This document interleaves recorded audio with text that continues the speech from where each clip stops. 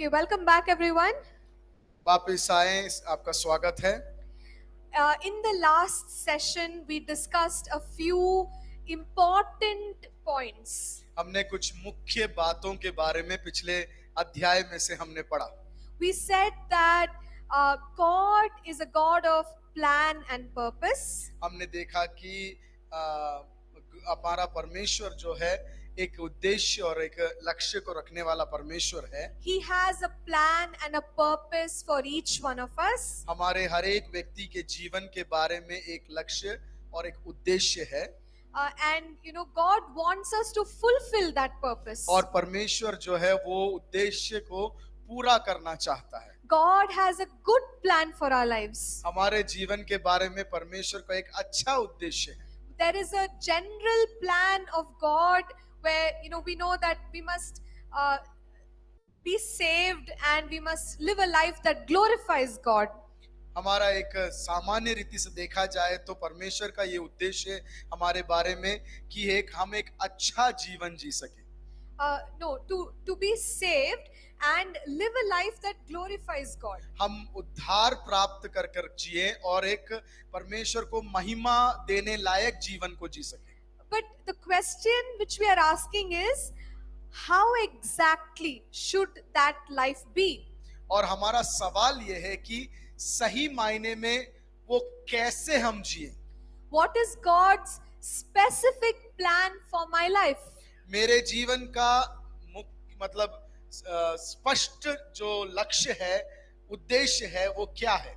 And we said that we have 9 guideposts which will help us know that purpose. और हमने 9 अंक देखे जिसके द्वारा हम जान सकेंगे कि परमेश्वर का उद्देश्य मेरे जीवन में जो है उसको हम कैसे समझ पाएंगे। And we also said that even though God has a plan for us, it can go unfulfilled. और हमने ये भी देखा कि परमेश्वर को एक अच्छी योजना है लेकिन वो भी पूर्ण ना हुए बिना जा सकता है। So only if we cooperate can we finish the purpose of God.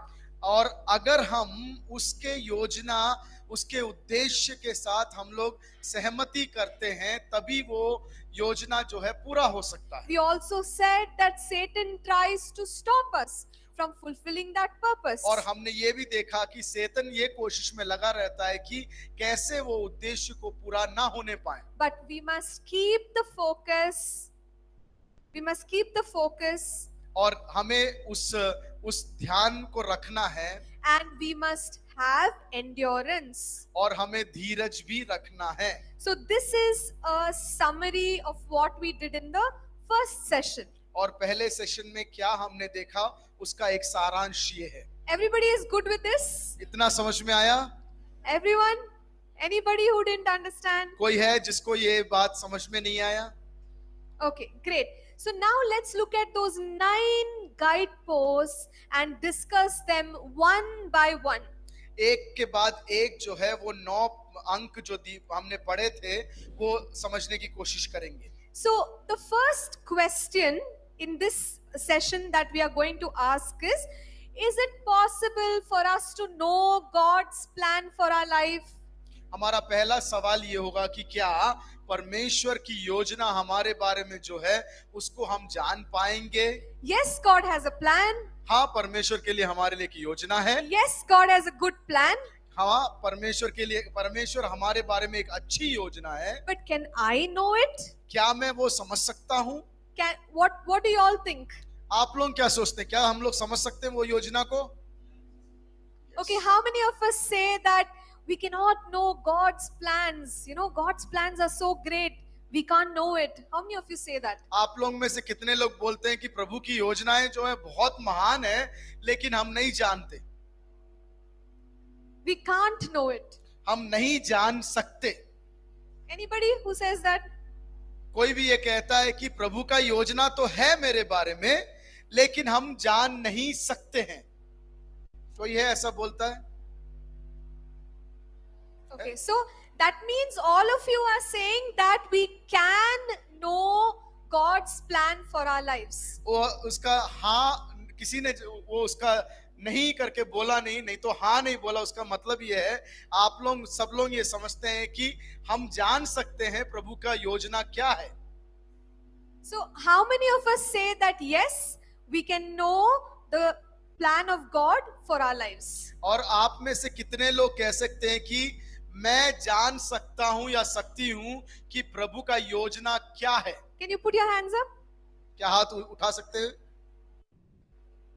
But this is also not 100%. So, I don't know what the in between people, you know. ये भी जो है 100% उत्तर नहीं है। मैं इसलिए मैं नहीं समझ पा रही हूं कि कितने लोगों को सवाल समझ में आ रहा है कि नहीं आ रहा है। So, some are saying we can't know God's plan, some are saying we can know God's plan, and some are confused. और कुछ लोग आप में से ऐसे हैं जो बोलते हैं कि परमेश्वर की योजना हम समझ सकते हैं, कुछ लोग बोलते हैं कि समझ ही नहीं सकते हैं, कुछ लोग जो है कंफ्यूज्ड कंडीशन में है। Okay, so how about we see what the Bible says about whether we can understand God's plan for our lives? हम देखते हैं परमेश्वर की वचन में से क्या हम परमेश्वर की योजना को समझ सकते हैं। Let us look at two passages of scripture. आइए हम दो परमेश्वर के वचन में से देखेंगे, दो भाग को देखेंगे। One is from Ephesians chapter 5 verses 15 to 17. एफिसियों की पत्रिका 5वें अध्याय 5 से लेके 15 तक। 15 to 17. पांचवें एफिसियों की पत्री 5वां अध्याय 15 से लेके 17 तक। Okay, so I'm only going to read verse 17. 17वां पद ही मैं पढ़ना चाहती हूँ। So it says, therefore do not be unwise, but understand what the will of the Lord is. उसमें लिखा गया है, 17वें पद में लिखा हुआ है, आप जो है बुद्धिहीन व्यक्ति ना रहे, लेकिन परमेश्वर के हित को समझ जाएं। Now think with me, when God says understand, do you think we can understand? जब हम मेरे साथ थोड़ा आप सोचें, जब परमेश्वर बोलता है कि समझ जाएं, तो क्या हम समझ सकते हैं या समझ पाते हैं? Okay, so when God says understand, it's because we can understand. वो परमेश्वर जब बोलता है समझ जाओ, तो उसका मतलब है हम समझ सकते हैं। If we don't have the capacity to understand, God will not ask us to try. और हमारे पास उतना क्षमता अगर नहीं है, तो परमेश्वर कभी भी नहीं पूछेगा कि समझो। Okay, so the scripture is saying, understand what the will of the Lord is. और परमेश्वर की योजना क्या है, हित क्या है, वो समझो करके ये परमेश्वर का वचन कहता है। And when you go into the meaning of that word understand, it means mentally comprehend, or in your mind you recognize. उसका जो हम इसका इस रीति से अर्थ समझ सकते हैं कि जब समझने का मतलब है कि हम मानसिक तरीके से वो क्या बोला जा रहा है उसके बारे में समझ जाएं।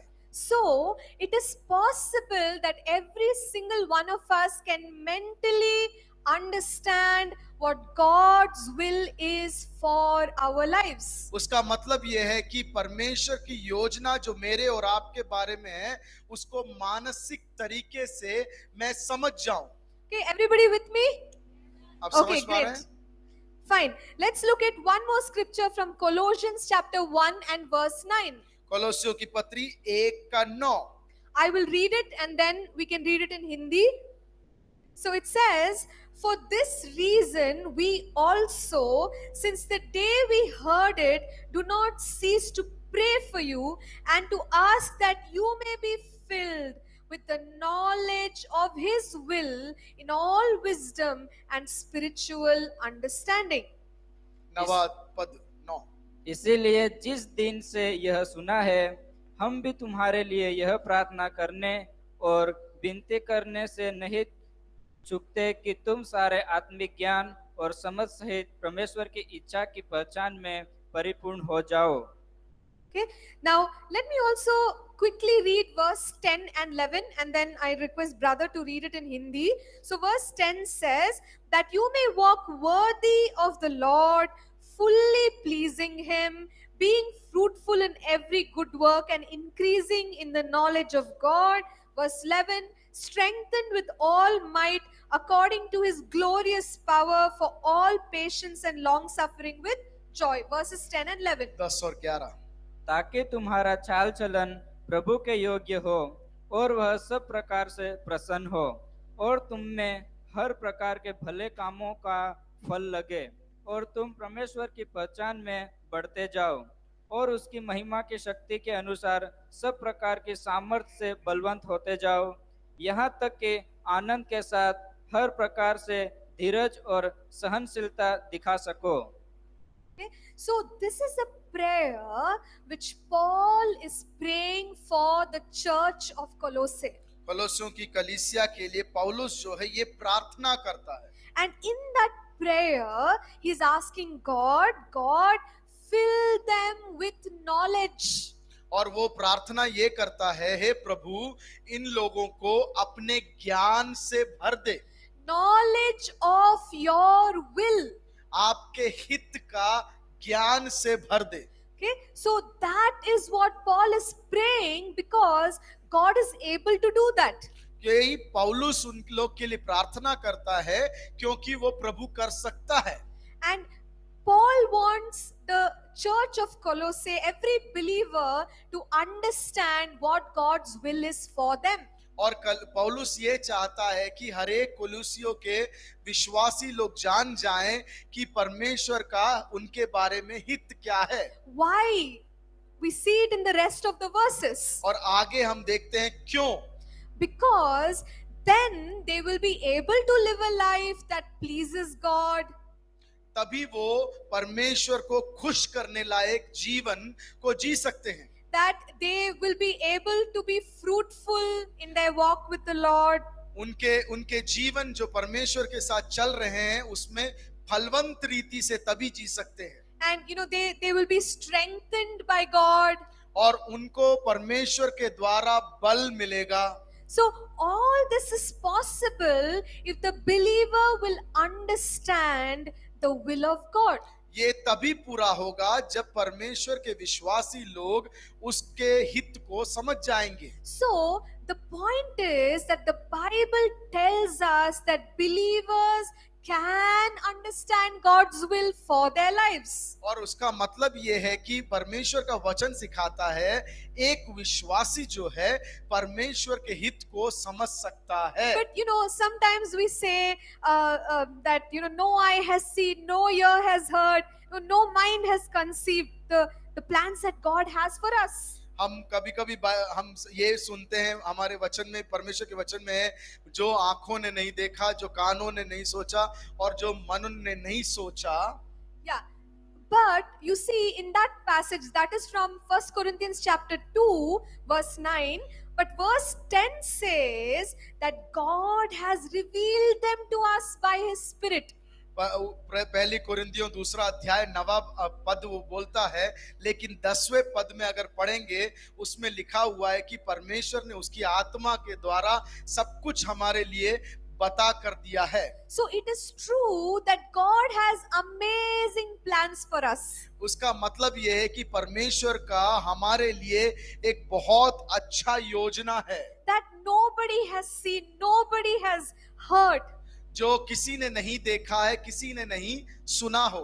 But the Holy Spirit takes that from the heart of God and He gives us the revelation. और वो परमेश्वर क्या करता है, वो अपने मन की जो इच्छा है, योजना है, वो मेरे लिए और आपको देता है By the Holy Spirit. पवित्र आत्मा के अगुवाई से। So the Holy Spirit knows what is in God's heart for us and the Holy Spirit is telling us. और पवित्र आत्मा जो है जानता है कि परमेश्वर के हृदय में हमारे लिए क्या उद्देश्य है, वो उसको उठाकर मुझे और आपको देता है। So then I am able to understand what God's will is for me. और उसके अनुसार हम समझ पाते हैं कि परमेश्वर का मेरे बारे में योजनाएं क्या है। Okay, so what we are saying is that all of us can know what God's plan is for our lives. और मैं क्या ये बताना चाह रही हूँ कि परमेश्वर की योजना जो है हम सब जान सकते हैं.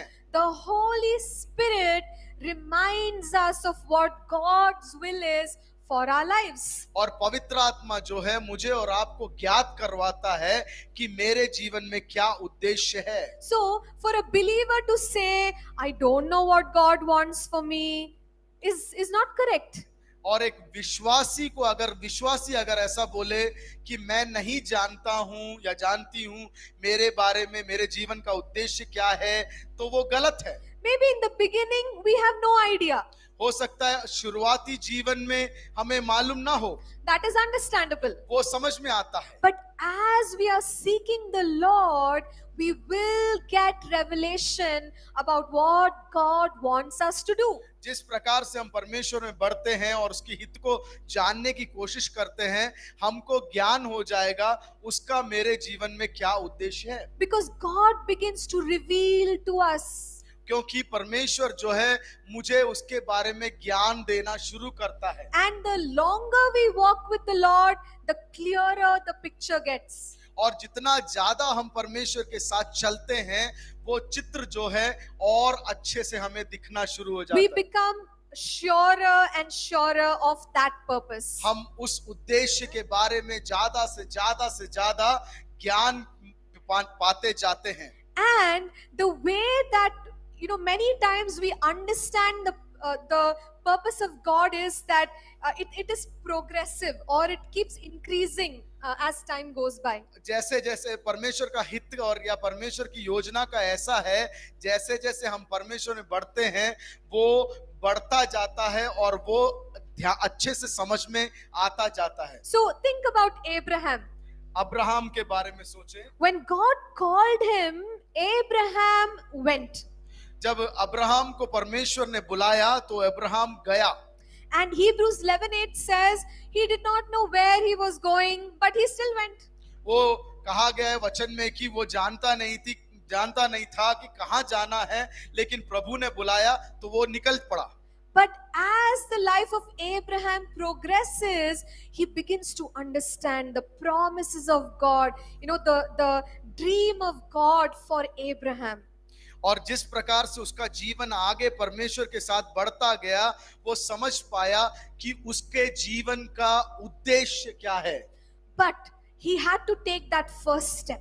लेकिन उसको एक जरूरी काम करना था कि उसको पहला कदम उठाना था. Okay, he needed to move with God's guidance or instruction as a first step. उसको परमेश्वर का निर्देश के अनुसार पहला कदम उठा के रखना था. So maybe we are sitting here today and thinking, I don't know which side I must turn. वो हो सकता है कि आप में से कई लोग यहाँ जो बैठे हैं ये सोच में होंगे कि मैं किस तरफ मुड़ूं करके बैठे होंगे. And you don't know. आपको नहीं मालूम. But what we must do is, whatever we know, we must obey. और ये कार्य करना है कि जो कुछ मुझे प्रभु में ज्ञान है उसको मैं आज्ञा मानना है. If God gave one instruction, obey that instruction. अगर प्रभु परमेश्वर एक बात आपको करने के लिए बोलता है तो वो जरूर कर लें. So when we do that first thing, we will notice that God speaks more to us. और जब हम वो एक चीज को जब हम मान लेते हैं, हम जान जाते हैं कि और ज्यादा प्रभु हमसे बोलना शुरू करेगा. Then we may hear more instructions. हम और ज्यादा उसके बातों को सुनेंगे. But when will we hear more instructions? When we obey that first instruction. कब हम उसके और बातों को सुनना शुरू करेंगे? जब हम वो पहला उसका बात को सुनना शुरू करेंगे. Okay, so finding out the call of God for our lives is like that. और हमारे जीवन का उद्देश्य समझना उसी प्रकार है. No, we need to move with that little revelation. हमें जो छोटी सी बात प्रभु ने दिया है, ज्ञान दिया है, उसको लेकर हमें आगे बढ़ना है. Now imagine if we want to take a vehicle. If it is in the parking lot, is it possible to take it here and there?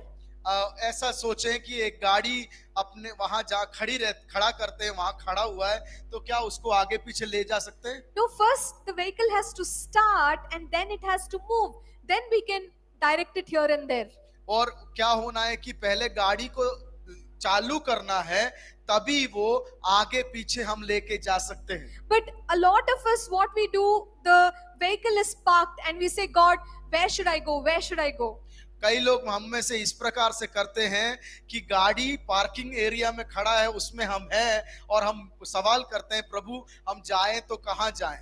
But God is saying, you first start the engine. प्रभु बोलता है कि पहले गाड़ी चालू तो करो, Take the first move. वो पहला जो बढ़ना है उसको बढ़ाओ तो, Then I will direct you where you should go.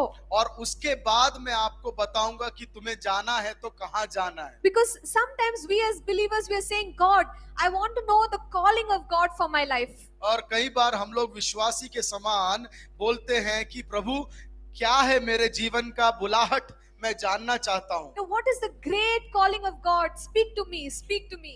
अरे परमेश्वर, जो मेरी बड़ी बुलाहट है आपकी, वो क्या है करके मुझसे बातचीत कर। No, God may be talking about other things in those moments. उस समय हो सकता है कि प्रभु जो है दूसरे बातों के बारे में बोल रहा है आपसे। And He may be giving us some small instructions. हो सकता है कि छोटे छोटे बातें हमें बता के दे रहा है। No, something like go to STPC in Bangalore. हो सकता है STBC बैंगलोर में जाएं, Study your notes, concentrate on your notes. पढ़ें, आपका जो किताब दिया जाता है, नोट्स दिया जाता है, उसको ध्यान दें, पढ़ें उसको। But we are asking God, tell me my calling, tell me my calling. लेकिन हम क्या कर रहे हैं, बैठे हुए हैं और प्रभु से बोल रहे हैं, मेरे बुलाहट क्या है बताइए, मेरे बुलाहट क्या है बताइए। God is saying, first you do what I'm telling you. लेकिन प्रभु क्या बोलता है, पहले जो मैं कह रहा हूं वो तो पहले कर लो। So as we follow His every instruction, the calling of God will become clearer and clearer. पहले उसके जो बताए हुए कार्य को, पहला बताए हुए कार्य को जब हम करना शुरू करते हैं, हमारे बुलाहट, हमारा उद्देश्य और स्पष्ट होता जाता है। So here is what I want to tell all of us. ये बात मैं आप लोग सब लोगों से बोलना चाहती हूँ। Start moving in the direction that God is pointing you in.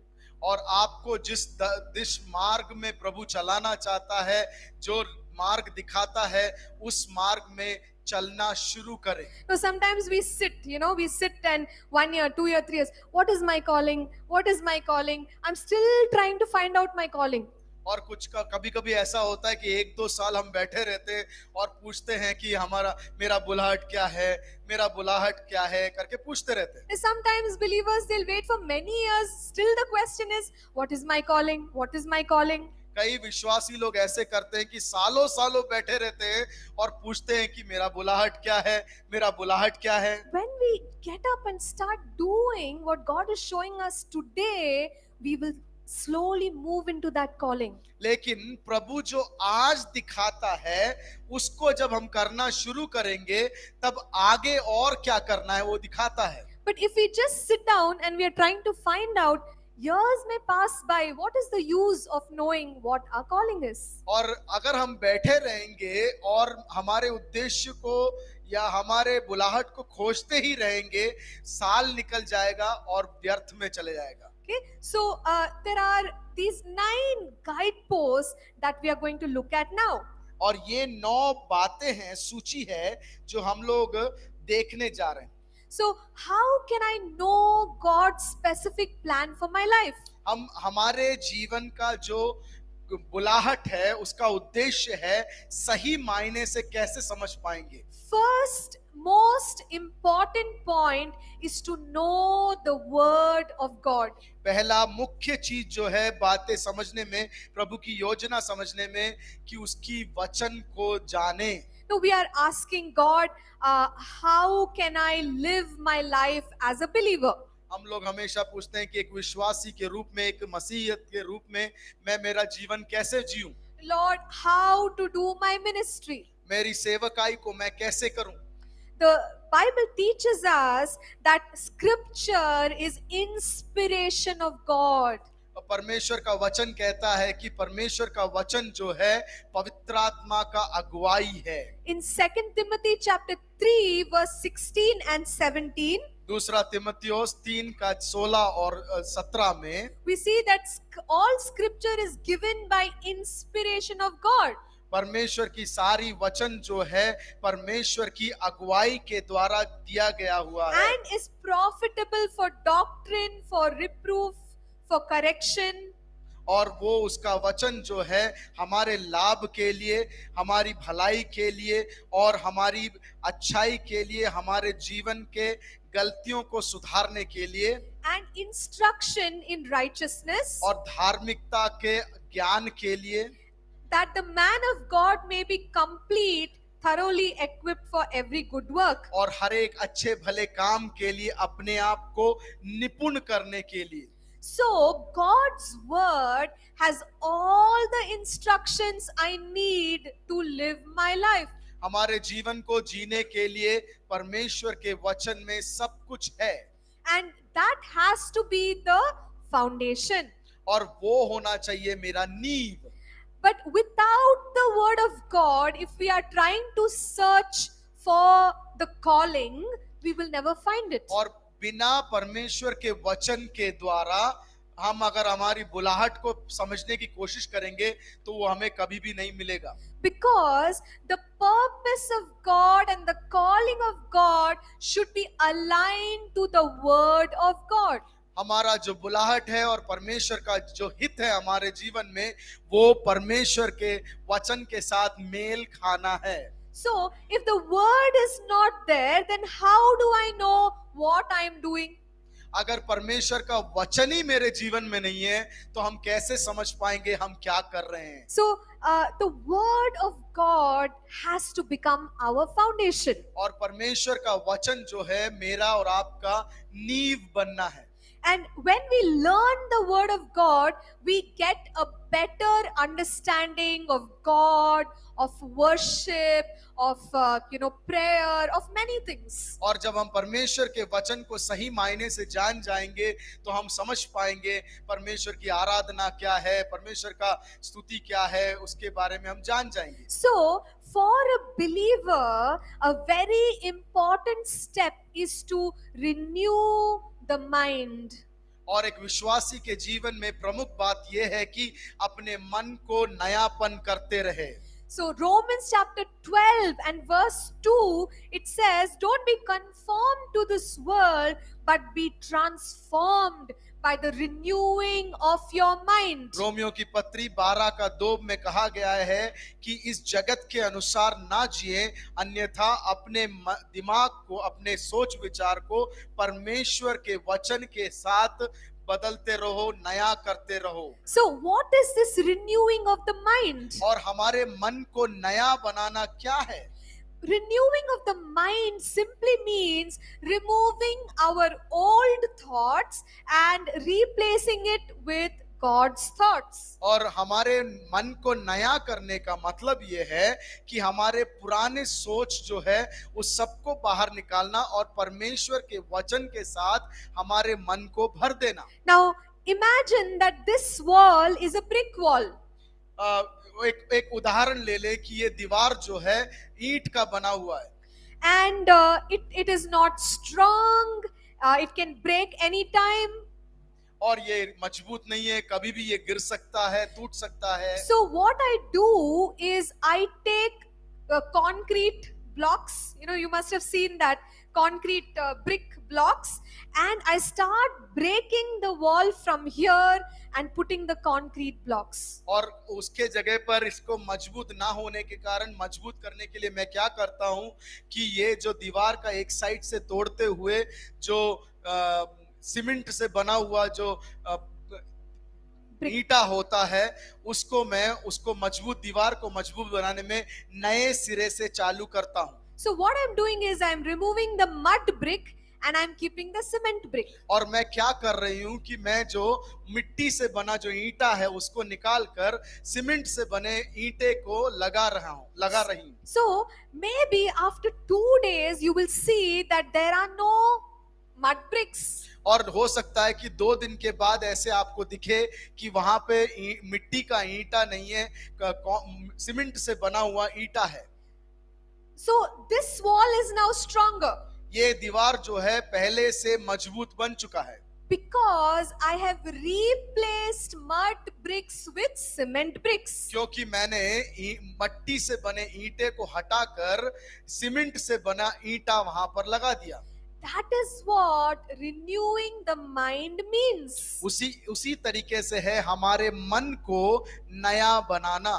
We come to God with our old thoughts. हम जो है हमारे पुराने चिंताओं को लेकर हम परमेश्वर के सामने आते हैं। So when I become a believer, I still carry those mud bricks. और जब हम विश्वासी बन जाते हैं, हम वो पुराना जो मट्टी का ईंटा है, सोच विचार है, हम उसको लेकर चलते रहते हैं। And I want to live for the purpose of God with my understanding, my thinking. और मेरे सोच विचार के अनुसार मैं क्या करना चाहता हूं कि मेरे जीवन को व्यतीत करना चाहता हूं, But it will not work. लेकिन वो कार्य में नहीं आएगा। I need a renewed mind to fulfill the purpose of God for my life. मुझे अपने सोच विचार को नया बनाना पड़ेगा ताकि परमेश्वर का उद्देश्य जो है मेरे बारे में वो पूरा हो जाए। So what I start doing is I start spending time in the Word of God. मैं क्या करता हूं या करती हूं कि मैं परमेश्वर के वचन के साथ अपना समय व्यतीत करना शुरू करता हूं। Then I understand, oh, this is who God is, this is what prayer is, this is what worship is. और मैं तब समझ जाता हूं या जाती हूं कि मैं ये है परमेश्वर का वचन, ये है परमेश्वर की आराधना, ये है परमेश्वर की स्तुति। So as I am reading, what is happening is all the mud bricks are being changed or replaced by God's word. और वो जो पुरानी सोच विचार है, और जब मैं वचन को पढ़ता हूं तो वो मिट्टी का जो सोच विचार है वो हटकर एक नया वचन के साथ भर जाता है। So the scripture in Romans 12:2 says, when we have a renewed mind, we will be able to prove what is the will of God. और रोमियो की पत्री 12 का 2 में लिखा है, जब मेरा मन बदल जाता है, नया हो जाता है, परमेश्वर के हित को और अच्छापन को मैं जान सकता हूँ। So let me read that verse one more time. मैं एक और बार वो पढ़ना चाहती हूँ। Romans 12 and verse 2, it says, and do not be conformed to this world, but be transformed by the renewing of your mind, that you may prove what is that good and acceptable and perfect will of God. और इस संसार के सदृश ना बनो, परंतु तुम्हारी बुद्धि के नए हो जाने से तुम्हारा चाल चलन भी बदल जाए, जिससे तुम परमेश्वर की भली और भावते और सिद्ध इच्छा अनुभव से मालूम करते रहो। Okay, so we've understood that we need a renewed mind. Yes or no? हम Yes. समझ पाए कि हमें एक बदला हुआ मन चाहिए, हाँ या ना? So for me to do what God wants me to do, that is where I have to start with a renewed mind. और परमेश्वर जो कार्य करना है उसके लिए क्या करना है? हमारे मन को नया करना है। And in this scripture it says, when I have a renewed mind, I will prove what is that good, acceptable and perfect will of God. और जब मैं अपने मन को बदल दूंगा, नया कर दूंगा, तब मैं समझ पाऊंगा कि मेरे जीवन में प्रभु का अच्छा और भला कार्य क्या है। So there are three words. I think we can read the verse, brother. There are three different words: good, acceptable and perfect. उसमें 3 पद लिखा हुआ है, अच्छा। वो रोमियो की पत्री 12 का 2 में एक और बार अंतिम भाग पढ़ें, दूसरा भाग। जिससे तुम परमेश्वर की भली, जिससे तुम परमेश्वर की भली और भावती और सिद्ध इच्छा अनुभव से मालूम करते रहो। और सिद्ध पूर्ण। Yes, so there are three words there: good, acceptable, perfect. और उसमें 3 शब्द है, अच्छा और सबके द्वारा मान्यता प्राप्त किया हुआ एक अनुभव, और पूर्ण या सिद्ध। Okay, so whenever we ask the question, what is the will of God? हम जब भी पूछते हैं कि परमेश्वर का हित क्या है, We need to ask another question. हमें एक सवाल को पूछने की जरूरत है। You know, ask whether that is good. Is it good? Is it acceptable? Is it perfect? If it is all three of this, then yes, it is the will of God for us. और जब हम जानने की कोशिश करते हैं कि परमेश्वर का हित क्या है, वहां पर एक सवाल पूछें, क्या ये जो हित मालूम हुआ है, क्या ये अच्छा है, क्या दूसरों के द्वारा नियम अच्छा है, या Acceptable? वो स्वीकार करने के योग्य है और पूर्ण है। Okay. अगर ऐसा है तो ये परमेश्वर का हित है। So, for example, if I am taking up a job, उदाहरण ले लें कि मैं एक काम करने वाली हूँ and I'm asking, can I take this job as a believer? और मैं ये सवाल करती हूँ कि क्या मैं ये काम जो है एक विश्वासी के रूप में ले सकती हूँ। No, ask, is it a good job? क्या ये अच्छा काम है? Good means honorable or excellent. Yeah. क्या ये सम्मान योग्य है? Okay, so that is what good means. Is it acceptable means, is it pleasing to God? उसका दूसरों को सहमति मिलना, उसका मतलब है कि क्या ये प्रभु को भाता है। Okay, and third is, I'm asking, is it perfect? क्या तीसरा सवाल है कि क्या ये पूर्ण है।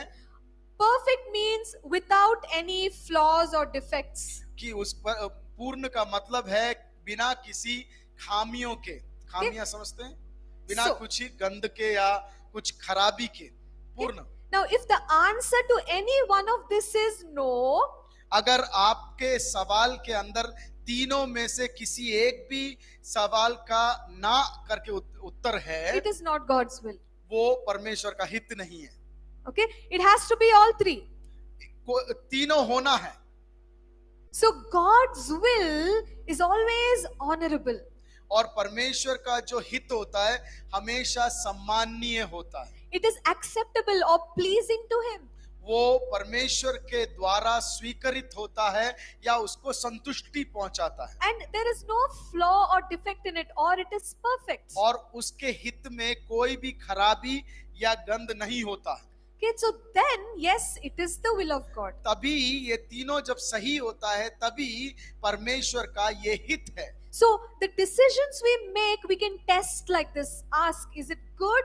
Is it acceptable? Is it perfect? जब हम कुछ चीजों के ऊपर निर्णय लेते हैं, ये तीन सवाल हम कर सकते हैं। क्या ये परमेश्वर का हिसाब का निर्णय है कि ये अच्छा है, परमेश्वर के द्वारा स्वीकार किया जाएगा, या ये पूर्ण है। Okay, see, for example, if I want to become very rich, उदाहरण से मैं बहुत बड़ा एक धनी व्यक्ति बनना चाहती हूँ। okay, so what is the quickest way to become very rich? और सबसे आसान तरीका क्या है मैं जल्दी अमीर बन जाऊं? I'm just saying, okay, I'm not telling you to do this. How about rob a bank? मैं आप लोग करना है करके नहीं बोल रही हूँ, एक उदाहरण से ले रही हूँ। सोच के देखें कि मैं जल्दी पैसा कमाने के लिए कोई एक बैंक को चोरी कर लूं। Okay, so I will get lot of money. I will take care of my family. मैं बहुत जल्दी ही धनी व्यक्ति बन जाऊंगी, अपना परिवार को देख सकती हूँ, सब काम कर सकती हूँ। Is it God's will for me to take up this job? क्या ये परमेश्वर का हित है कि ये काम को मैं उठा लूं? What do you think? क्या आप सोचते हैं? Why are you saying no? क्यों आप बोल रहे नहीं? Why are you saying no?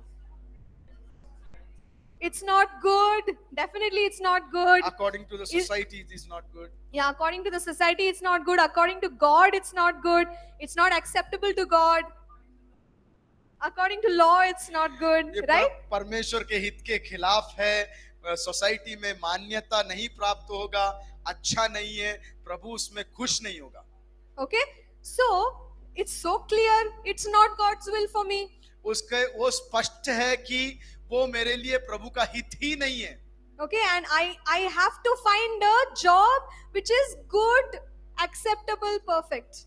और हमें वो कार्य को प्रभु के हित के अनुसार देखना है जो अच्छा है, जो सम्माननीय है और जो पूर्ण है। So this is how we test our decisions. इसी प्रकार से हमारे निर्णयों को हम जो है तोल के देख सकते हैं। Okay, imagine I'm studying in 8th standard. सोच के देखें कि मैं 8वीं कक्षा में पढ़ रही हूँ। I decide I want to quit my studies. I want to go get married. और मैं एक निर्णय लेती हूँ कि मैं अपना पढ़ाई छोड़ रही हूँ और मैं शादी करने जा रही हूँ। Okay, do you think what will you say? Is that good decision, bad decision?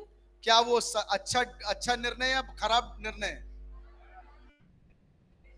8 No, your 8th standard age. For Okay.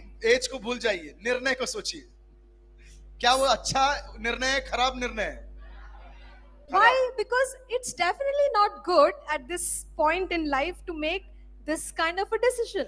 सही में ये गलत निर्णय है, क्योंकि इस उम्र में इस प्रकार का एक निर्णय लेने के लिए सही नहीं है। No, and you test it. Is it acceptable? Is it perfect? Okay, this is not God's will for me. अगर ये भी जांचा जा सकता है कि क्या परमेश्वर उसके बारे में अच्छा बोलता है, क्या वो परमेश्वर के हितानुसार पूर्ण है?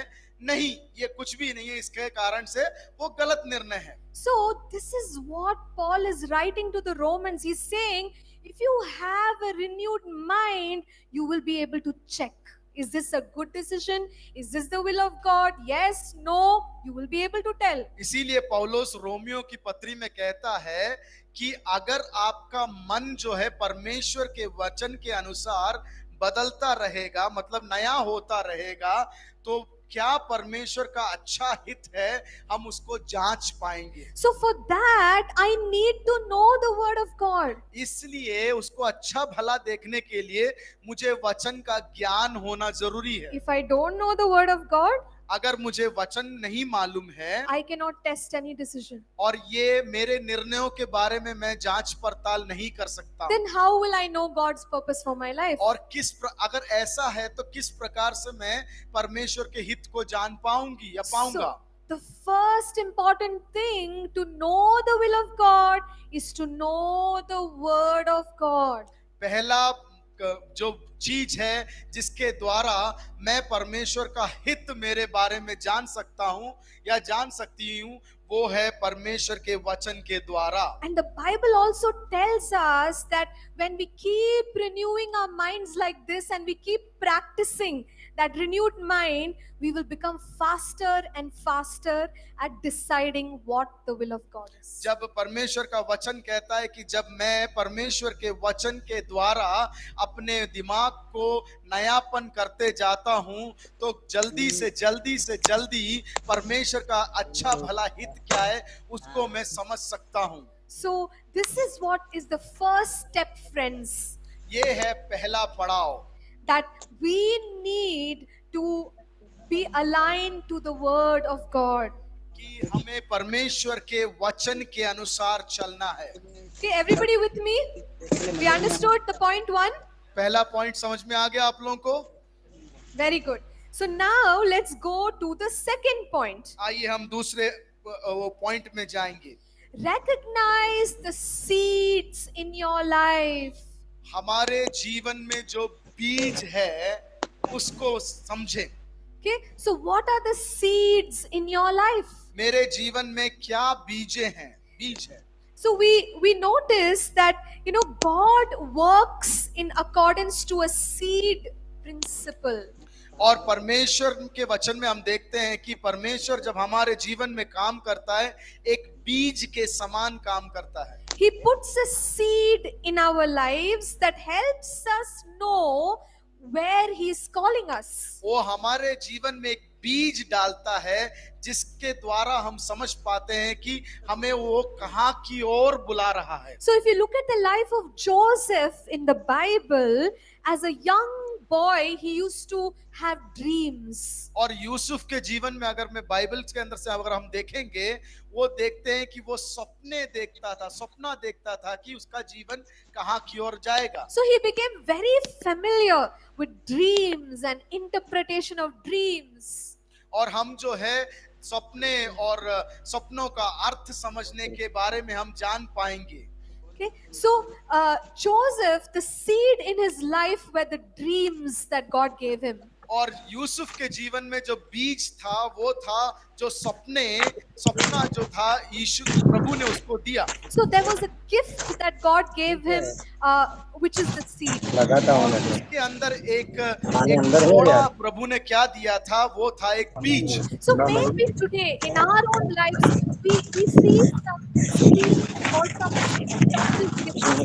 हम हमारे जीवन में आज के जीवन में देख सकते हैं कि कुछ बीजे हैं जो प्रभु ने अंदर डाला है, या कुछ अच्छे तोड़े हैं, या उपहार है जो प्रभु ने अंदर डाला है। You know, maybe some of us are just, you know, easily we are able to sing, or easily we are able to interpret, or easily we are able to do certain things. हो सकता है कि हम में से कुछ लोग हैं आराम से गीत गा सकते हैं, आराम से तेज कर सकते हैं,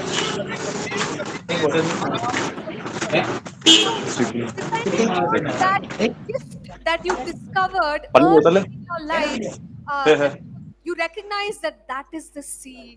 जो पहले शुरुआती जीवन में मसीह के साथ शुरुआती जीवन में जो हम समझ जाते हैं कि ये है चीज करके, उस प्रकार का चीजें होता है मेरे जीवन का बीज। Okay, so some gifts that you have from a young age, they might be और बचपन से लेकर मेरे अंदर जो परमेश्वर ने तोड़े डाले हुए हैं वो होता है मेरे जीवन का बीज। Now, why are we thinking about the seeds? क्यों हम इस बीज के बारे में सोच रहे हैं? Because those seeds are pointing in the direction where God wants you to go. इसीलिए हम सोच रहे हैं क्योंकि वो बीज मेरे जीवन को के लक्ष्य की ओर वो मेरे को दिखा रहा है। See, think about David. You know, David was a skillful musician. सोच के देखें कि दाऊद जो है एक अच्छा संगीतकार था। And we also see later on in his life he was a good leader. और आगे जाके देखते हैं Talk about the life of David as a leader. और हम दाऊद के जीवन में आज जब देखते हैं हम देखते हैं कि यहाँ है एक व्यक्ति जो एक अच्छा आराधक है, यहाँ है एक व्यक्ति जो अच्छा राजा है, उसके साथ एक अच्छा अपने लोगों को इसका यूज ही नहीं पता, ऐसा लगता है नहीं पता ये क्यों रखा है, ये सब बालक नहीं अगर रखा है तो वो दुकान वाला ऑटोमेटिक डालेगा। Guys, what are those gifts? What are those talents that God has put in us from a young age? हम हमारे छोटे से उम्र से ही हमें ये कोशिश करना है जानने के लिए कि हमारे जीवन में प्रभु ने क्या क्या भले तोड़े और अनुग्रह आशीषें डाले हुए हैं। Sometimes the seed is a special experience. हो सकता है कुछ समय जो ये बीज है हमारे जीवन में अनुभव होने वाला प्रत्येक तरीके का एक अनुभव होगा। In the case of Moses, Moses was taken as a baby into the king's palace.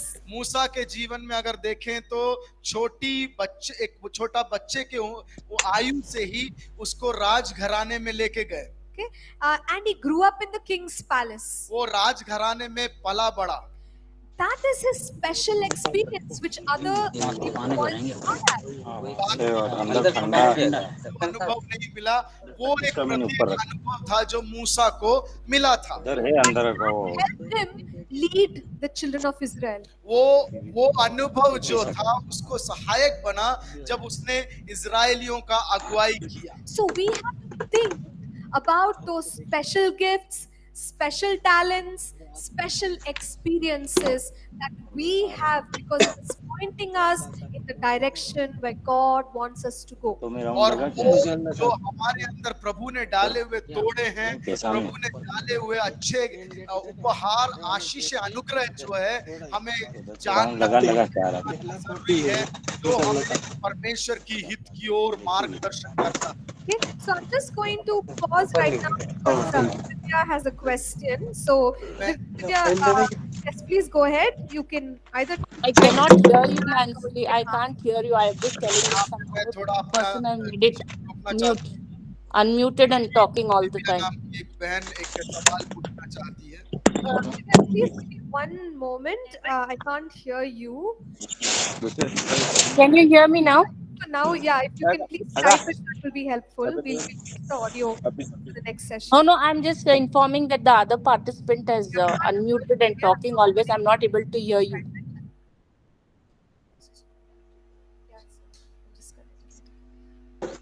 Okay, hopefully we'll have Divya's question here and we can answer. But I hope we have understood. Have you understood about the seed in your life? ये बीज के बारे में अभी तक जो पढ़ा आपने समझ में आया? Yes. Anybody who didn't understand? कुछ सवाल?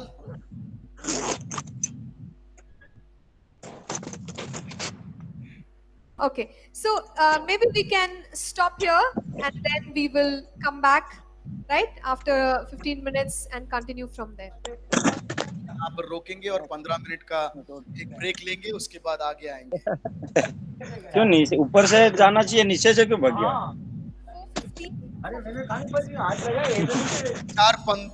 4:15 को कृपया करके पहुंच जाए। 4:15 4:15 को आप लोग वापस पहुंच जाएं।